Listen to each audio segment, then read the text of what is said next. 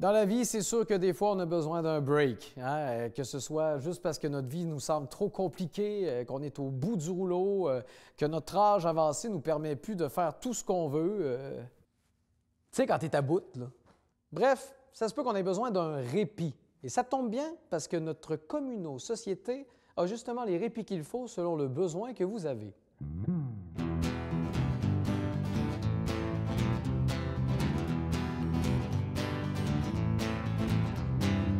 Moi dans la vie je vais tout droit, je ne pense qu'à ça, prendre une pause c'est pas pour moi, je ne me le permets pas, mais mon étoile m'invite à m'en décider de mon sort, je devrais consulter ma commune société.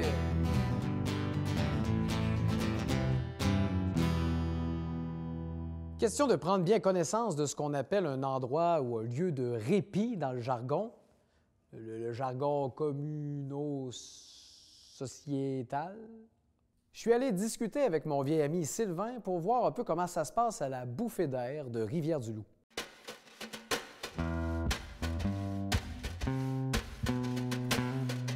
Bonjour Sylvain.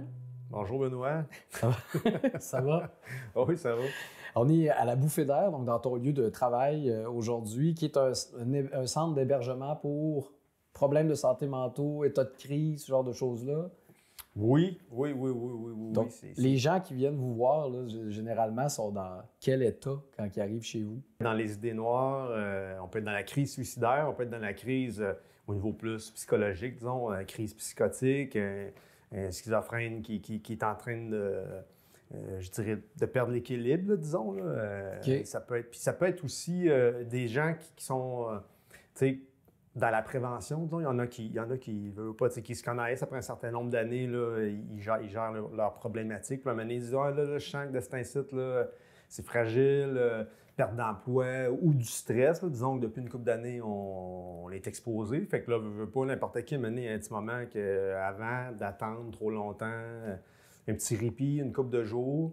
Ça peut être une couple de semaines, ça peut être une couple de mois. Là, Ouais. Encore là, c'est très variable selon la demande, selon la situation. Mais en gros, c'est quelqu'un qui a besoin de se retrouver en crise. Mais c'est pour ça qu'il y a la crise, mais c'est pas juste de la crise. Ouais, quand on dit crise, on voit ça gros, là, mais c'est ça. Je me mets à la place de celui qui a perdu son emploi, surtout dans les 2 dernières années, puis qu'il est sur le bord d'exploser, puis il est plus capable d'endurer sa famille. Lui, c'est une bonne place pour lui. C'est un bon move de venir ici.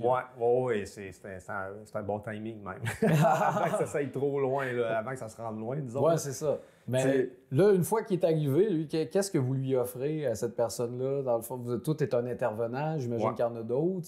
Oui, on est une équipe d'environ 12. Là, bon, et là, je précise, quand Sylvain parle de ses collègues, il parle vraiment de spécialistes, des psychologues, des travailleurs sociaux, etc., etc. Bref, les gens qui peuvent vous empêcher de faire une grosse gaffe.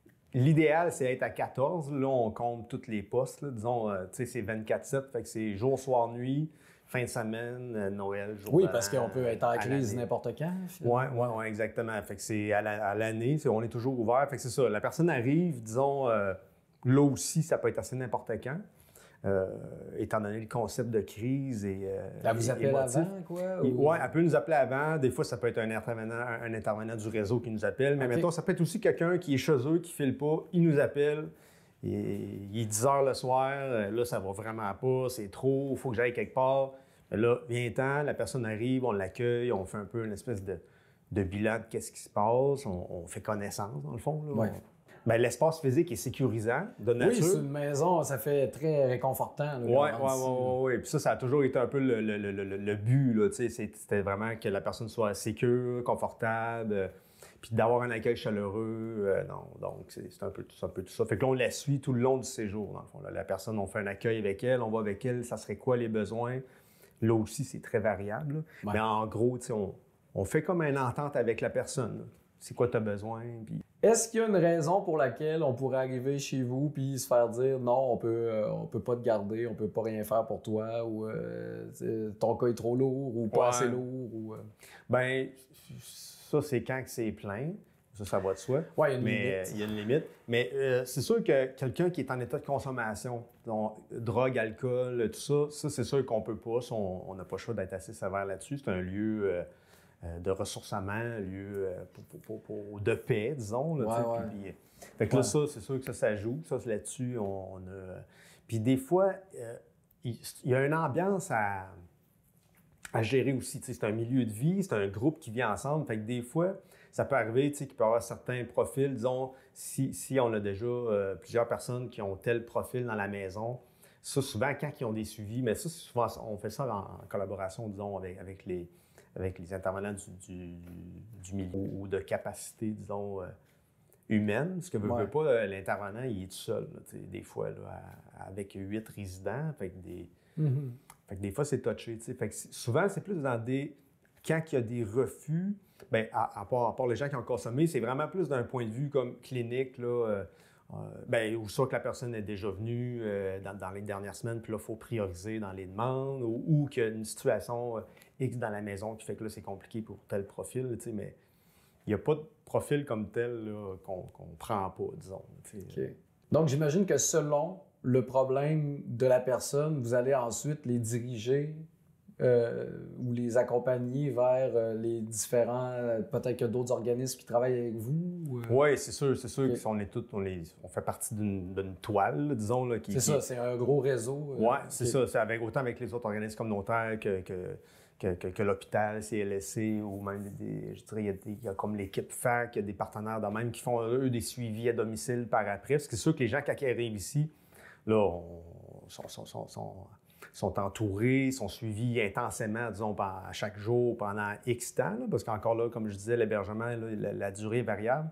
Mais c'est sûr que là, un coup qui s'en vont d'ici, il faut préparer l'après. Tu veux pas, là, ici, c'est génial. C'est un peu un monde idéal, mais maintenant, il faut préparer l'après.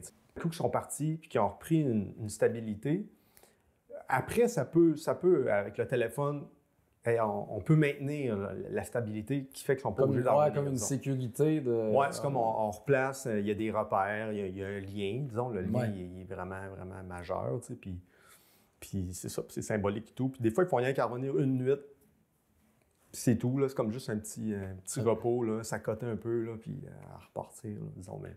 Charger les batteries. Tu sais, il n'y a personne qui est à l'abri de quoi que ce soit, là, tu sais, Puis c'est un peu ça le défi qu'on aime aussi faire en plus de notre rôle, je dirais, de centre d'hébergement de crise, c'est de conscientiser au fait que c'est normal de rusher dans la vie, puis on a tout un moment une passe. Oui, bien juste de ne pas se sentir extraterrestre parce que ça file pas, tu sais, des fois c'est assez pour se calmer un peu. Oui, c'est ça, normaliser ça, puis à cette heure l'affronter après, là, des fois c'est un peu le défi, là.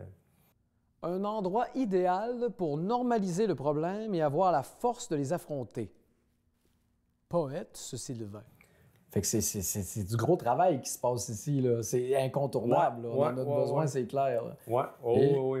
Comment est-ce que tout ça tient debout? J'imagine que ça prend des sous pour ça. En plus, vous êtes 12, 14 gens à travailler ici, employés. C'est financé comment? Bien, dans le fond, c'est par le ministère. Dans le fond, c'est avec les 6. Là. Nous autres, on marche avec des subventions, dans le fond. C'est des subventions du ministère. On fait partie de l'enveloppe de la CETROC. Dans le fond, on est un organisme communautaire qui a son CA, qui à chaque année, a des subventions du gouvernement. Fait que dans le fond, tu sais, on est dépendant du... C'est exclusivement ça? Est-ce que vous avez des dons des fois? Oui, on a des dons. On fait des fois, on fait des campagnes de financement comme le show de la bouffée, des choses de même. Oui. On a d'autres activités des fois qu'on fait, mais tu sais, c'est quand même, ça couvre. Là, c'est tout petit. C'est minime là, comparé aux besoins, disons. Là, puis encore là, on est toujours une aubaine incroyable pour le système. Ah, j'en doute pas. C'est hallucinant. Mais surtout que tu permets à quelqu'un de retourner peut-être dans le marché du travail plus tard parce qu'il s'est repris en main. Hein? Fait que, c'est ça. Parce qu'il y a quelque chose dans le... C'est ça, c'est garder l'humain dans sa citoyenneté, disons. Là, puis il y a toute l'approche citoyenne, s'impliquer... l'équilibre, disons, avoir une espèce d'équilibre pour continuer à être, entre guillemets, dans le système, mais à être dans la société, tu sais. Fait que c'est ça, il y a ça. Puis en plus, bien, la personne, elle vient ici, on évite un nombre incalculable d'hospitalisation. Fait que ça et tout, là-dessus, c'est majeur. C'est une des raisons principales de la création des centres de crise, disons. Là, pour plein de personnes, c'est pas nécessaire d'aller en psychiatrie ou à l'hôpital pour un moment embêtant. Oui, puis c'est peut-être plus gênant aussi aller à la psychiatrie que de venir d'une place où tu es bien accueilli. Puis, oui, c'est ça. Puis il y a une proximité, puis tu sais, comme ça peut être bien correct, la psychiatrie, mais tu sais, pour certaines situations, mais ça prend d'autres avenues. Là, ça fait le tour de tout ce que je voulais savoir, mais je suis sûr qu'on pourra en parler encore longtemps. Mais merci beaucoup, Sylvain. Puis je pense que tout le monde a compris que s'ils ont besoin d'un break parce que ça va pas bien, c'est le temps de venir vous appeler. Oui, puis il y a moyen de prendre un break, là, c'est ça. Bon, ça résume assez bien ce que peut être un endroit pour prendre un répit, mais tu sais, quand on est jeune, là, un ado, genre, puis qu'on vit des bouts difficiles, là, puis qu'on est comme fragile au niveau psychologique, là, il doit bien avoir de quoi pour eux autres, non? Eh bien oui, et c'est pour ça que je suis allé rencontrer la gang de Tandem à l'Apocatière.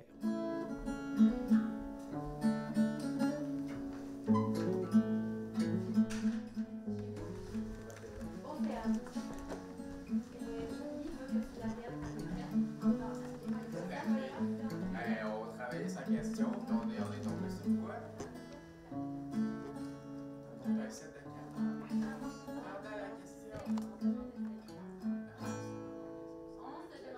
Je suis avec Sophia Rose, ici à Tandem. Donc, tu es coordonnatrice du volet intervenance, si je comprends bien.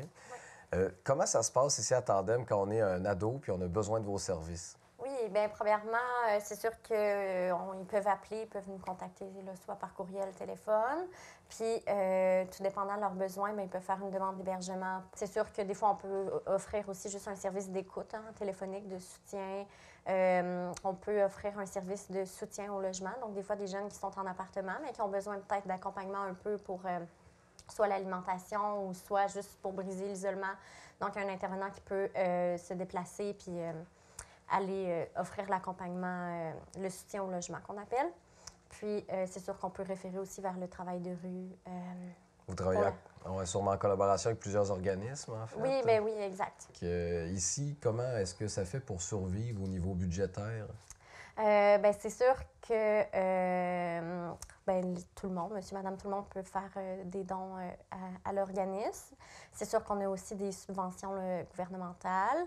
C'est sûr qu'on demande à être un peu plus reconnu là, au niveau du gouvernement là, pour les services qu'on offre. Mm-hmm. Souvent, on oublie que les maisons d'hébergement communautaire ont quand même un gros... ils sont vraiment importants là, dans le...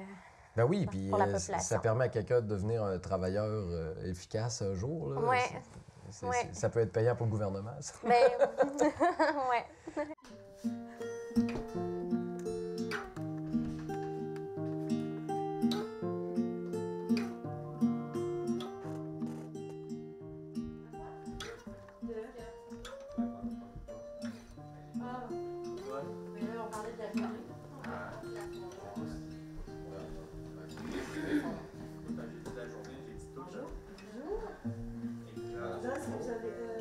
Ils sont dans quel état les jeunes qui vous contactent ou qui viennent ici? Bien, ça varie, mais c'est sûr que souvent, quand ils sont rendus à nous appeler, c'est parce qu'ils sont comme au bout du rouleau. Là. On est comme la dernière option possible. Ça leur demande beaucoup de courage, juste d'accepter le fait que là, ouf, j'ai peut-être besoin d'aide, ça va pas bien, j'ai peut-être besoin de quelqu'un pour m'accompagner, m'écouter, venir me changer les idées. Donc, c'est sûr que souvent, ils sont en détresse. Là. Donc, je suis avec Mike, Océane et Marc-Antoine. Donc, vous êtes tous les trois ici à Tandem aujourd'hui. J'aimerais qu'on parle un peu de comment vous trouvez votre expérience. Moi, je suis resté, ça fait juste 3 semaines que j'ai d'arriver, mais à date, je trouve l'expérience, c'est très le fun. Cool. Océane? Moi, ça fait depuis octobre que je suis ici. OK. Et à date, j'ai quand même une belle expérience. Les intervenants font une bonne job, sont pas mal sympathiques. Tu te sens chez vous? Oui, oui, oui. C'est bien. Mike? Ouais, je dirais sympathique aussi. Là. Genre, ils nous ont bien accueillis, puis malgré les difficultés que j'ai eues. Ils ont été là pour toi, quand même? Ouais, genre à mon rythme. Hein. À ton rythme. Est-ce que ça fait longtemps que tu es ici, toi? Ouais, depuis novembre. Hein. OK, quand même. Donc, vous, est-ce que vous avez des psychologues, Non, c'est vraiment des intervenants, soit en éducation spécialisée, Oui. Des techniciens en travail social, des psychoéducateurs, ça varie. Là, tout domaine dans la relation d'aide est bon pour travailler à Tandem Jeunesse. Et qu'est-ce que vous faites de vos journées en général? Hein? Peut-être Mike? On peut s'occuper, Ouais. genre de différentes façons. OK. Puis si on ne sait pas quoi faire, ben, les éducateurs, là, Ouais. ben, ils nous proposent des choses qu'on pourrait faire. OK. Là, vu que je suis en dehors de ma zone de confort, là, j'essaie de me remettre en forme. Là. Je me promène dans la pocatière. Je fais un petit peu de tout. Ben, là, vu qu'ils ont une PlayStation, là, évidemment, je game. Je te comprends. Mais en même temps, il y a une certaine... De certaines heures à certaines heures, on fait des démarches. Puis là, moi, ma démarche, c'est me remettre en forme tranquillement. Puis C'est bon. c'est pas des journées où on reste assis à rien faire. Et en général, ça peut être un suivi de combien de temps avec un ado? Hein? Mais là, ça varie. Si on parle plus au niveau de l'hébergement, nous, on héberge du 15-22 ans. OK. Donc, pour les mineurs, là, les séjours vont varier. Ça va être 1 mois, possibilité d'étirer pour un 2e mois. Mais c'est sûr que quand les jeunes sont mineurs, on ne peut pas aller au-delà de ça. T'sais, le but premier, ça va toujours être un retour dans la famille. Mhm. Puis pour les jeunes majeurs, ben on parle là, de 18 à 22. Là. Eux, ils peuvent rester là, jusqu'à 1 an là, à l'hébergement, si le besoin est. Là, dans le fond. OK, quand même. Ouais. Je me demandais aussi est-ce que ça arrive souvent au niveau de surtout les 15, 16, 17 ans qui arrivent ici parce que au foyer à la maison, ça fonctionne plus? Oui. Ça- Oui, souvent, mais c'est soit les parents qui vont faire une demande pour leurs jeunes, qui vont s'informer de nos services parce que OK. là, c'est conflictuel à la maison. Il y a des problèmes, ils ont des problèmes avec l'enfant.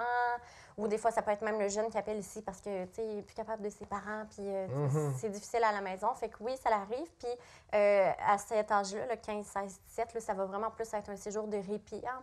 Autant pour l'enfant qui vient ici, c'est volontaire, puis les parents qui Ben, envoient l'enfant ici. puis- Oui, c'est parce qu'ils en ont besoin aussi. ben, c'est ça, mais comme je disais, il faut que vraiment le jeune soit volontaire à venir ici. Les parents ne peuvent pas obliger un jeune. Ouais. Puis vice-versa, c'est sûr que ça prend l'autorisation parentale aussi d'un parent pour un jeune mineur. Est-ce qu'il y a des raisons pour lesquelles quelqu'un ne pourrait pas être accepté ici? Ben, c'est sûr que s'il y a des problématiques trop lourdes au niveau de la santé mentale ou des problèmes de toxicomanie sévères, c'est sûr qu'on ne sera pas la ressource appropriée. C'est sûr que si c'est un jeune qui a des gros antécédents aussi au niveau de la violence et tout, ben ça ne sera pas priorisé. Là, Ouais. ça ne sera pas priorisé, puis on va référer vers d'autres ressources plus appropriées. Mais je dirais que c'est quand même assez rare qu'on va refuser un jeune direct en partant. Là. On va vraiment, on prend chaque demande, on évalue, puis on fait des séjours tests. Là, on voit là, si ça peut fonctionner ou non. Est-ce que vous aimez ça être ensemble? Est-ce que vous voyez souvent comme ça pendant que vous êtes ici? Tous les matins, tous les jours. Ouais, c'est- pas mal ça, ouais. C'est communautaire, comme on dit. On se lève ensemble le matin, on mange le matin, on dîne ensemble, on soupe ensemble, on fait des tâches tout ensemble. Ben, fantastique. Je vous souhaite encore belle trip de gang. Merci. Ben c'est ça, ben dans le fond, Tandem, là, c'est un peu comme une famille, là. Ah, c'est beau ça.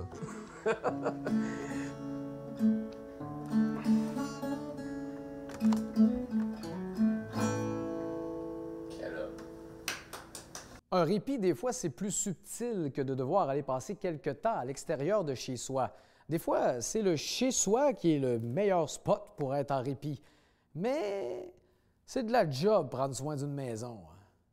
C'est pour ça que le Centre d'action bénévole de Rivière-du-Loup a un programme de service à domicile pour vous aider à gérer ça, cette maison-là.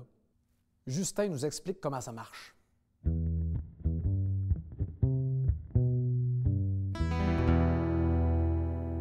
Donc, salut Justin. Donc, je suis dans ton milieu de travail aujourd'hui pour parler de votre dossier aide à domicile. Si quelqu'un en a besoin, comment ça fonctionne? Il doit vous contacter? Il a besoin de remplir certains critères? Une personne peut contacter directement le centre par téléphone, venir nous voir ici au bureau 9 rue La Fontaine. On va évaluer son besoin, il va nous expliquer qu'est-ce qui pourrait aider sa vie. Il y a d'autres personnes qui vont passer par le CLSC ou le spécialiste de la santé, comme le médecin. Donc, on va recevoir à ce moment-là des références où est-ce que le spécialiste nous décrit, dans le fond, le besoin de la personne. Et c'est là qu'on la contacte, qu'on établit le premier rendez-vous, qu'on va visiter à domicile, qu'on évalue les pièces et les tâches que la personne souhaite faire. Et suite à ça, on trouve une personne préposée qui est disponible. On convient de l'horaire et on met ça en place. C'est assez simple. Ça peut prendre quelques semaines de délai, quelques jours, quelques semaines, selon la disponibilité de la main-d'œuvre. Mais généralement, ça se fait assez bien.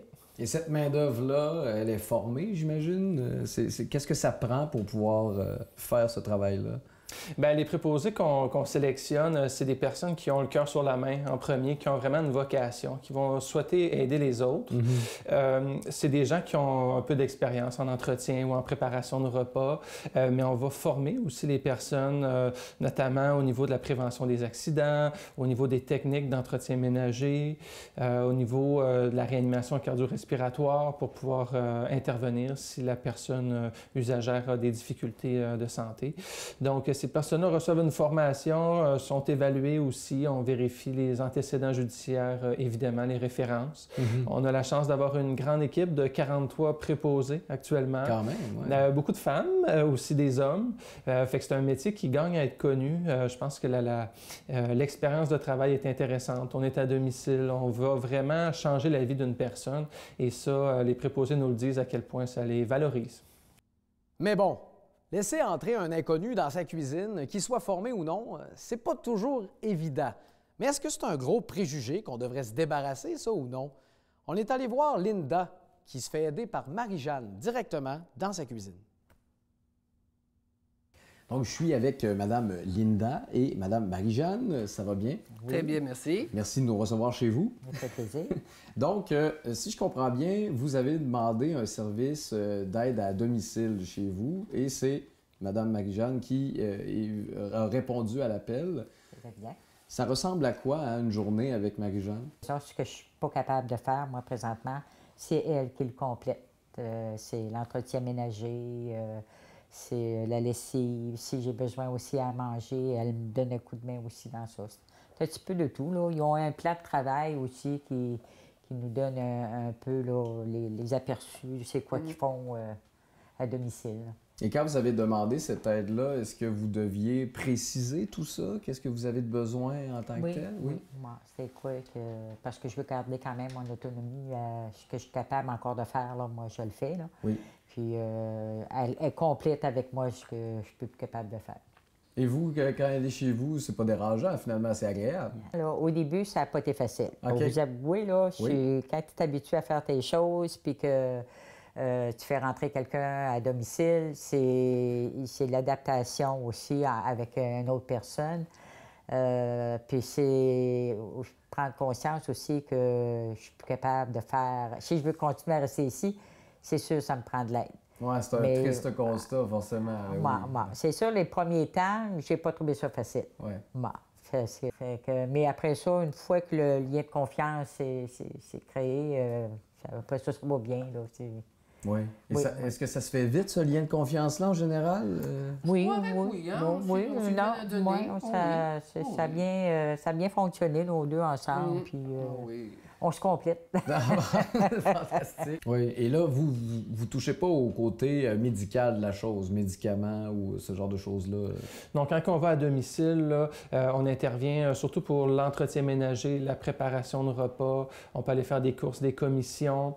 On va offrir du répit aux personnes qui sont proches aidantes. Donc, une personne qui a une difficulté de santé, on va pouvoir quand même l'épauler un petit peu. Généralement, vos clients, parce que de toute évidence, Mme Morin est toute là avec nous, elle est super allumée, puis le kit. Est-ce qu'il y en a qui sont des cas plus lourds parfois? Ou, J'ai déjà eu une madame qui maintenant est placée. C'est une madame qui était... elle faisait pas de la schizophrénie, de la démence. OK. Puis, il y a juste moi qui avais le droit de rentrer chez elle. Parce que tout de suite en partant, une personne âgée qui fait de ça, de la démence, tu peux pas les confronter. Faut que tu essaies de trouver des trucs pour pouvoir y changer les idées. quand je rentrais, là, j'y voyais le sourire, elle était contente, j'arrivais, là, on faisait du lavage ensemble, on faisait un petit peu de bouffe, je faisais son petit frigidaire, elle m'aidait, tu sais. Non, oui, c'est ça met de la vie aussi. Ça met de la vie aussi. Puis ça aide aussi au conjoint ou à la conjointe, qui a soit l'un ou l'autre qui a une maladie, bien, ça lui donne un petit lousse aussi pour pouvoir... je peux sortir, aller faire une petite commission, des choses de même. Moi, je suis là pour prendre soin de monsieur ou de madame. Puis on complète la chose comme ça. Et si moi, j'en ai de besoin, là, si je vous le demande, est-ce que je m'attends à payer cher ce genre de service-là ou comment ça fonctionne? Bien, quand on parle des services d'aide à domicile, au niveau de l'entretien ménager, préparation de repas, c'est des services qui sont subventionnés par la Régie de l'assurance maladie, par son programme d'exonération financière pour les services à domicile. Donc, une personne qui a un faible revenu familial, par exemple un couple qui a la pension, donc qui gagne autour de 33 000 vont payer un tarif de 5,80 de l'heure pour les services d'entretien ménager. Donc, c'est modulé en fonction du revenu familial. Puis une personne qui gagne plus peut payer aux alentours de 18,60 $. Ça, c'est le maximum qui est chargé. Quelqu'un qui veut garder son autonomie, qui veut rester à domicile, je pense qu'avec le CAB, il offre beaucoup de services là, que les gens plus hypothéqués peuvent avoir. Puis je pense que ce serait un conseil de faire des demandes puis de ne pas se gêner là, avec la représentante, va évaluer avec les autres c'est quoi leurs besoins. C'est juste un coup à donner. Hein. Oui. Une fois les gens sont rentrés, après ça, bien, on s'habitue là, au fonctionnement. Là. Oui, on est là pour vous aider, pas pour vous envahir, mais là pour vous aider. Puis la plupart des gens, d'après moi, ils devraient être bons pour avoir un peu de soutien là-dedans. Il y en a plusieurs qui s'en aident dans les résidences en pensant que c'est mieux. Puis ils regrettent après ils ne voulaient pas avoir d'aide à la maison parce que là, ils disaient que ça va être dérangeant faire rentrer quelqu'un à domicile. Mais c'est ça. Je pense qu'ils devraient faire l'essai avant de lâcher leur maison ou leur appartement. Oui, ça, c'est vrai. C'est un très bon conseil. Oui. Bien, merci beaucoup, mesdames. C'est beau de vous voir. Vous l'aurez compris, des fois, on a besoin de prendre un break dans la vie et c'est normal. Et si jamais ça vous arrive, n'oubliez pas de demander à votre communauté-société